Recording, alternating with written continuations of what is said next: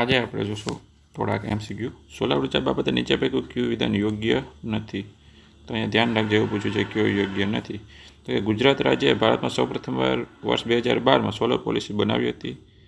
ગુજરાત વીજ અને સોલર ઉર્જા ઉત્પાદનમાં અગ્રેસર છે. દેશની કુલ ઉર્જા ઉત્પાદનમાં રિન્યુએબલ એનર્જીનો હિસ્સો વધીને 42% થયો છે. વાઇબ્રન્ટ ગુજરાત ગ્લોબલ સમિટ 2024 અંતર્ગત વોટ્સથી gigawatts to meet round the clock clean energy પરિસંવાદનું આયોજન થયું હતું. તો આનો જે જવાબ છે એ આપણને ખ્યાલ હોવો જોઈએ કે એ છે એ. શા માટે?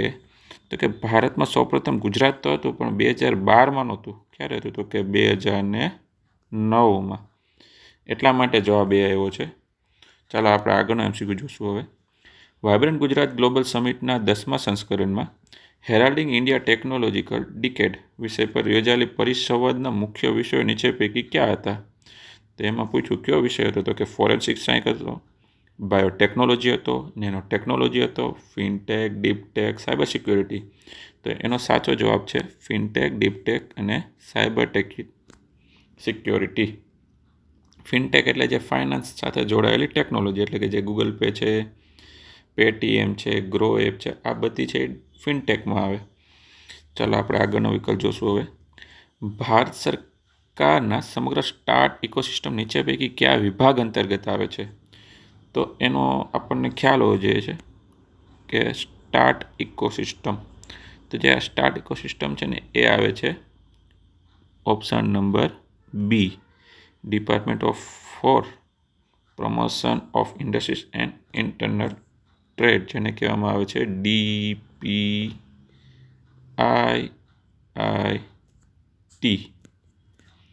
એ વિભાગ છે, પણ કયા મંત્રાલય? તો કે વાણિજ્ય મંત્રાલય અંતર્ગત આવશે. કયા મંત્રાલય? તો કે વાણિજ્ય મંત્રાલય અંતર્ગત.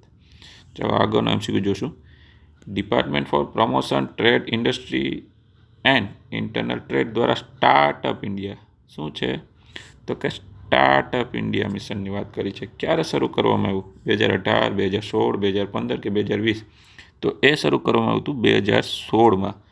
હવે સ્ટાર્ટઅપ દિવસે ઉજવવામાં આવે છે. ક્યારે? તો કે 2016 પરથી યાદ રાખવાનું કે 16 જાન્યુઆરીના દિવસે સ્ટાર્ટઅપ દિવસ પણ ઉજવવામાં આવે છે. તો હવે આપણે આગળનો MCQ જોશું. વાઇબ્રન્ટ ગુજરાત ગ્લોબલ સમિટ 2024 અંતર્ગત યોજાયેલા પોર્ટ લેન્ડ ડેવલપમેન્ટ સેમિનાર છે. શું પૂછ્યું? તો કે port land development seminar.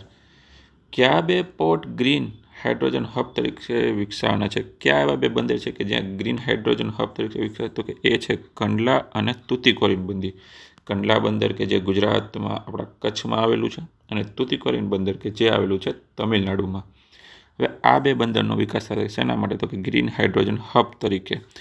Kandla બંદરનું નામ આપણને ખબર હોવી જોઈએ. કંડલા બંદરનું નામ શું છે? તો કંડલા બંદરનું નામ છે પંડિત દીનદયાળ ઉપાધ્યાય બંદર.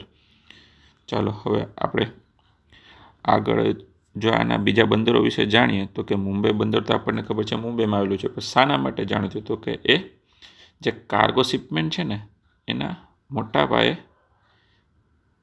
ઇમ્પોર્ટ એક્સપોર્ટ માટે જાણીતું છે. સાથે સાથે જે પારાદીપ પોર્ટ છે એ ક્યાં આવેલું? તો કે એ આવેલું છે ઓડિશામાં. અને આપણને ખ્યાલ હોવો જોઈએ કે પૂર્વ કિનારે સૌપ્રથમ જો કોઈ બંદરનો વિકાસ થયો હોય ને તો એ છે પારાદીપ. કયું? તો કે પારાદીપ. અને વિશાખાપટ્ટનમ તો ખબર છે કે આંધ્રપ્રદેશમાં આવેલું છે. ધન્યવાદ.